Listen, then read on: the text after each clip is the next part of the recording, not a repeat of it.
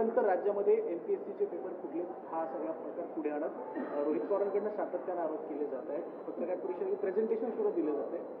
मी कुठलेही प्रेझेंटेशन वगैरे आज बघितलेलं नाही, पण यापूर्वी त्यांनी ज्यावेळेस आरोप लावले त्यावेळेस त्याचं उत्तर स्वतः एमपीएससीने दिलेलं आहे आणि एमपीएससीने त्या संदर्भात जरी 3 महिन्यांनी आरोप झालेला असला तरी पोलीस कंप्लेंट केलेली आहे आणि पोलीस चौकशीची मागणी स्वतः एमपीएससीने केली. पोलिसांचे फेक आयडिया आहेत ते तयार केले आणि पगार वेतन आहे ते घेतलेलं आहे.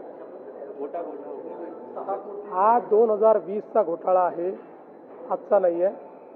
2020 सालचा घोटाळा आहे, त्याच्यावर कारवाई चाललेली आहे आणि सगळ्या ज्यांनी घोटाळा केला त्यांना त्या ठिकाणी निश्चितपणे कारवाई झालेली आहे आणि होते.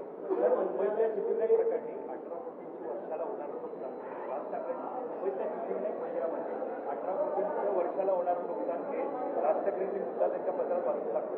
मात्र या प्रकरणात सीआयडी चौकशी व्हायची मागणी ही प्रश्न पाहायला मिळते तो होईल का? बघा, कुठेही शंका निर्माण झाली आणि पुरावा असेल तर चौकशी झालीच पाहिजे.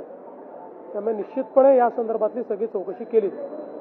तर खुनाच्या संशयिताला पुण्यामध्ये बोनेटवर पोलिसांनी झेंड वगैरे काढली होती. त्या संदर्भात राज्य मानव अधिकार आयोगानं नोटीस देखील पाठवली. मला माहित नाही, मी नोटीस बघितला नाही.